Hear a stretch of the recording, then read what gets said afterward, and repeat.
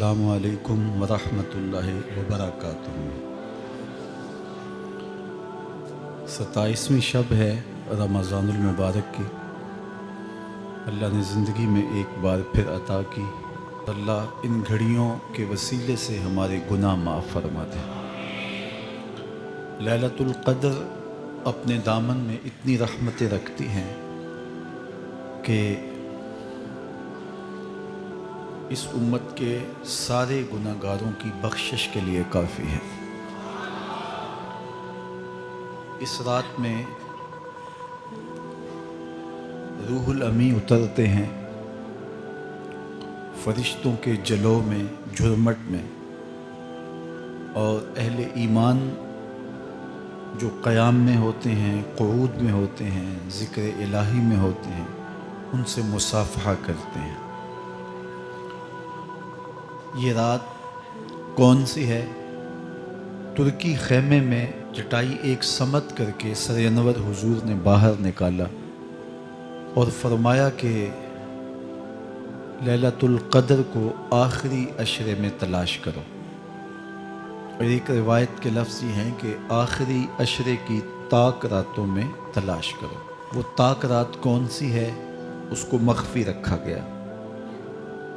हज़रत उबई बिन क़ाब रदियल्लाहु ताला अन्हो सहाबी रसूल हैं, फरमाते हैं मैं कसम खाता हूँ कि वो रात 27वीं शब है। हज़रत बायज़ीद बुस्तामी अलैहि रहमा फरमाते हैं मुझे ज़िंदगी में ये रात 2 बार मिली है और दोनों बार 27वीं शब ही थी। तो हम अल्लाह की बारगाह में उम्मीद का दामन फैलाए हैं कि यही शब हो और इसके दामन से फूटती ज़ियाएँ हमारे अंदर के अंधेरों को ख़त्म करने का ज़रिया बने। मुझे आपको अपने माद की, आखिरत की फ़िक्र करनी चाहिए। ये रातें आती हैं और चली जाती हैं, और एक वक्त आएगा कि ये रातें आएंगी और हम नहीं होंगे। कितने लोग ऐसे हैं जो पिछले साल थे लेकिन आज नहीं हैं, उनसे गुज़श्ता सालों में थे, आज नहीं हैं। तो अल्लाह हमें हर साल ये रात मुबारक करता है, नसीब होती है। अल्लाह आपकी किस्मत में ऐसी बहुत सारी रातें नसीब करे। लेकिन बहरहाल एक वक्त ऐसा आने वाला है कि ये रातें तो आएंगी लेकिन हम मौजूद नहीं होंगे। तो ये जो मुयस्सर रातें हैं, इनके दामन से फूटती ज़ियाएँ हमें अपने अंदर समो लेनी चाहिए कि हम दुनिया पे ना भी होंगे तो यहाँ से जो हमने नूर लिया होगा वो कब्र में भी चरागां करे। बातिन की रोशनी, अंदर के उजाले और रूह का चरागां इस रात के दामन से लिया जा सकता है। हुजूर अलैहिस्सलाम रमज़ानुल मुबारक के आखिरी अशरे में कसरत के साथ इबादत करते थे। हज़रत सैयदा आयशा रदियल्लाहु ताला अन्हा फरमाती हैं कि हुजूर कमर बस्ता हो जाते और अपना तहबंद कस के बांध लेते, खुद भी जागते और अहले खाना को भी बेदार रखते। ज़िंदगी में ये सआतें जो हमें मक़सूम हुई हैं, ये सआदत भरी सआतें हैं। पिछली उम्मतों के हिस्से में इस तरह के लम्हात कब आए हैं? ये एक रात 1000 महीने की इबादतों से अफजल, बेहतर और भारी है। मेरे हुजूर ने इरशाद फरमाया एक बंदा सुबह से लेके ज़ोहर तक मजदूरी करता है, उसको एक की रात दिया जाता है। एक बंदा ज़ोहर से असर तक मजदूरी करता है, उसका वक्त थोड़ा है, उसको भी एक की रात दिया जाता है। और एक शख्स असर से लेकर मगरिब तक मजदूरी करता है, उसका वक्त दोनों से कम है, लेकिन उसको मजदूरी 2 की रात दी जाती है। فرمایا پہلی مثال یہود کی ہے، دوسری مثال نصارہ کی ہے، اور تیسری مثال میری امت کی ہے کہ تھوڑے کام پر بھی اجر زیادہ رکھا گیا ہے۔ تو اس امت کو جب اتنا نوازا گیا ہے کہ ایک ایک رات اتنی برکتوں کی حامل عطا ہوئی ہے، تو پھر ہمیں بہت زیادہ کوشش کر کے برکتیں سمیٹ لینی چاہیے۔ ان گھڑیوں کے دامن سے نکلتے اجالے اپنے اندر سمو لینے چاہیے۔ یہ سعادتیں اپنی روح میں جذب کر لینی چاہیے، تاکہ جب ہم اس دنیا سے جائیں تو ہمارے پاس ایک بہت بڑا روشنیوں کا ذخیرہ ہو، جو ہماری قبر میں بھی چراغاں کرے، حشر میں بھی روشنی دے، اور ہمیں کہیں بھی اندھیروں کا سامنا نہ کرنا پڑے، چونکہ روشنیاں تو ہم نے یہاں سے لے کے جانی ہیں۔ تو یہاں سے کتنی روشنیاں لے کے جاتے ہیں، یہ ہماری ہمت ہے، یہ ہماری کوشش ہے۔ اللہ نے تو لوٹ سے لگائی ہے، اس کی رحمتیں مسلسل ہمارے اوپر برس رہی ہیں، اور یہ صدقہ ہے آمنہ کے لال کا، ورنہ ہم اس قابل کہاں تھے۔ تو میں اللہ کی بارگاہ میں آپ سب کے لیے دعا گو ہوں، آپ میرے لیے دعا گو رہیں کہ اس شب نور کی برکتیں ہمیں نصیب ہوں۔ حضور نے ارشاد فرمایا، من قام لیلۃ القدر ایمانا و احتسابا غفر له ما تقدم من ذنبہ، جس نے لیلۃ القدر میں قیام کیا ایمان اور محاسبہ نفس کے ساتھ، اللہ اس کے پچھلے سارے گناہ معاف فرما دیتا ہے۔ ام المومنین سیدہ عائشہ رضی اللہ تعالیٰ عنہ فرماتی ہیں کہ میں نے عرض کی، اے اللہ کے محبوب صلی اللہ علیہ وسلم، اگر میں لیلۃ القدر کو پا لوں تو مجھے پھر کیا دعا مانگنا چاہیے؟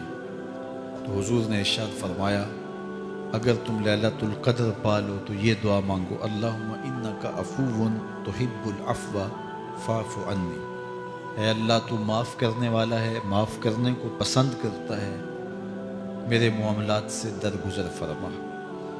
تو اللہ تعالیٰ اس رات کی برکتوں سے ہمیں اپنی پناہ میں، امان میں، حفاظتوں کے حصار میں رکھے۔ ہر سال لیلۃ القدر کے موقع پر اور شب برات کے موقع پر دور و نزدیک سے آنے والے سامعین کو کتاب اللہ سے کچھ ضروری مضامین پیش کرنے کی سعادت پاتا ہوں، چونکہ مجھے پتہ ہے کہ یہاں آنے والے لوگ بڑی دور دور سے آتے ہیں اور اپنے محلوں کو، اپنی بستیوں کو، اپنے شہروں کو چھوڑ کے یہاں پہنچتے ہیں، تو ان کا ایک لمحہ بھی ضائع نہ ہو، ان کی ایک ایک ساتھ کی قدر کی جائے، اور ان کو با مقصد باتیں جو ان کی پوری زندگی میں ان کے لیے نفع کا سبب ہوں، ان کو یہاں سے دی جائیں۔ تو قرآن مجید سے بہتر اور کیا پیغام ہو سکتا ہے؟ تو انشاءاللہ آج آپ کے سامنے کتاب اللہ سے ایک مضمون رکھوں گا۔ اللہ کتاب و سنت کے اجالوں سے ہمارے من کے سارے اندھیرے اور ظلمتیں دور کر دے۔ سورہ القیامہ میرا آج کا مضمون ہے، جو 40 آیات پر مشتمل ہے۔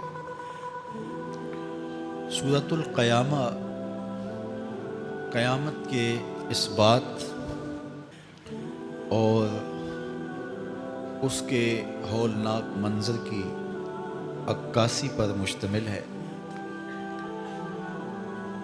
معاد کا یقین ہماری زندگی میں نظم پیدا کرتا ہے۔ اگر کسی قوم کو احتساب کا یقین نہ ہو تو اس کی زندگی بے ربط ہو جاتی ہے، لوٹ مار کا بازار گرم کر لیتا ہے کہ مجھے کون پوچھنے والا ہے۔ لیکن جس قوم میں احتسابی عمل مضبوط ہو، وہاں لوٹ مار کا بازار گرم نہیں ہو سکتا۔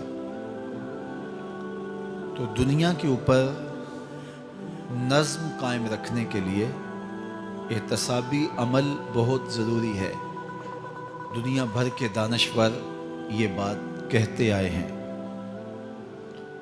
اگر جرائم ختم کرنے ہیں تو انصاف فراہم کرنا پڑے گا۔ اگر عدالتیں قابل فروخت مال بن جائے، تھانے بکنے لگ جائیں، تو پھر معاشرے جرائم سے پاک نہیں رہ سکتے۔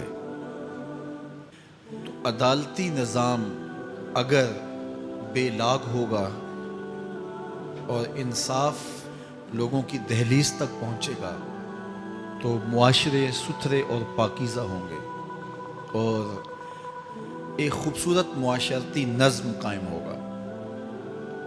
تو احتسابی عمل اور عدالتی نظم اچھا رکھنے کے نتائج ہم اپنی آنکھوں سے دیکھتے ہیں۔ تو کیا آخرت کا احتساب ہونا ضروری نہیں، جہاں افراد کا اور قوموں کا فرد عمل پیش ہو اور پھر جزا و سزا ان کو دی جائے؟ تو اسلام نے جو معاد اور آخرت کا تصور دیا ہے، یہ فرد اور قوم کی زندگی میں ایک نظم پیدا کرتا ہے۔ لیکن ہر دور میں جو مجرم ہوتے ہیں، جن کا کام ہی لوٹ مار ہوتا ہے، وہ کبھی نہیں چاہتے کہ احتسابی عمل مضبوط ہو۔ وہ چاہیں گے کہ عدالتیں قابل فروخت جنس بن جائیں، تھانوں کی بولیاں دی جا سکیں اور انصاف کبھی بھی قائم نہ ہو۔ تو بے لاگ احتساب کا وہ کبھی بھی رواج نہیں پڑنے دیں گے۔ جو لوگ آخرت کے تصور کو جھٹلاتے ہیں، ان ساری قوموں کو دیکھ لیں جنہوں نے آخرت کو جھٹلایا۔ وہ قومیں ہیں جو برائی میں لت پت تھی اور گناہوں بھری زندگی بسر کر رہی تھی۔ اب ایسی قومیں کبھی پسند نہیں کرتی کہ کوئی آخرت بھی ہو جس کا خوف انہیں گناہوں کی اور بدیوں کی زندگی سے نکالے، کیونکہ وہ اس زندگی سے نکلنا ہی نہیں چاہتے۔ تو آخرت کا وہ ڈٹ کے انکار کرتے۔ قریش مکہ نے بھی آخرت کا ڈٹ کے انکار کیا اور کہا کہ ہم آخرت کو نہیں مانتے، چونکہ اگر وہ آخرت کو مان لیتے ہیں تو پھر زندگی کی تمام تر مکاریاں، دجل و فریب، تلبیسات، لوٹ مار، ظلم و جبر جو کمزوروں پر وہ روا رکھے ہوئے تھے، اس کا جواز باقی نہیں رہتا تھا۔ تو اس لیے انہوں نے اس کا ڈٹ کے انکار کیا۔ قرآن مجید کی جتنی بھی مکی صورتیں ہیں ان میں آخرت کا اس بات کیا گیا ہے اور معاد کو ثابت کرنے کے لیے دلائل دیے گئے ہیں۔ یہ سورہ القیامہ، یہ بھی سورت نزول کے اعتبار سے مکی ہے۔ سورت کا آغاز قسم سے کیا جا رہا ہے، لا اقسم بیوم القیامہ، روز قیامت کی قسم یاد کرتا ہوں۔ اللہ تعالیٰ نے قیامت کے دن کی قسم کی۔ ولا اقسم بالنفس اللوامہ، اور قسم ہے ملامت کرنے والے نفس کی، اس جان کی قسم جو اپنے اوپر ملامت کرے۔ انسان کے اندر جو نفس ہے وہ اس کو برائی کا حکم دیتا ہے۔ حکم دینے والے کو آمر کہتے ہیں اور اسی سے مبالغہ کا صیغہ امارہ ہے، بہت زیادہ حکم دینے والا۔ تو جو نفس انسان کو برائی کا حکم دیتا ہے اس کو نفس امارہ کہتے ہیں، بہت زیادہ برائی کا حکم دینے والا۔ لیکن اللہ تعالیٰ جل شانہ دین کی برکت سے جب نفس کی اصلاح کرتا ہے تو نفس امارہ نفس لوامہ بن جاتا ہے، جو ملامت کرتا ہے، برائی پر بندے کو روکتا ہے۔ اندر ایک جنگ چلتی ہے، بندہ گناہ کرتا ہے لیکن اندر اس کا نفس اس کو ملامت کرتا ہے کہ تم غلط کر رہے ہو۔ تو اندر جو جنگ چل رہی ہوتی ہے، نفس ملامت کر رہا ہوتا ہے، گناہ بھی چل رہا ہوتا ہے، تمام عمر طوفان سے کھیلتے گزری، نیا کے ڈوبنے کا ڈر بھی رہا۔ تو یہ اندر جو کھینچا تانی ہے، ملامت اور گناہ، پھر توبہ بھی ہوتی ہے، پھر گناہ بھی سرزد ہو جاتے ہیں۔ تو یہ نفس لوامہ جو گناہ سے بندے کو روکتا ہے، اللہ تعالیٰ جل شانہ نے اس نفس لوامہ کی قسم کی ہے کہ مجھے قسم ہے انسان کے نفس لوامہ کی، جو اس کو برائی سے روکتا رہتا ہے اور خیر کی طرف اس کو بلاتا رہتا ہے۔ تو قیامت کی قسم کی اور نفس لوامہ کی قسم کی۔ اور جب نفس مزید ترقی کرتا ہے اور پھر اندر نیکی کی قوتیں پنپتی ہیں، تو ایک وقت آتا ہے کہ پھر انسان نیکی ہی کے ماحول میں جینا شروع کر دیتا ہے، تو پھر نفس کو اطمینان ملتا ہے۔ اس نفس کو نفس مطمئنہ کہتے ہیں۔ اور جب نفس مطمئنہ بن جائے تو قیامت کے دن اللہ تعالیٰ جل شانہ آواز دے گا کہ میرے لیے گناہوں کو چھوڑنے والے، آجا تیرا رب تیرا منتظر ہے۔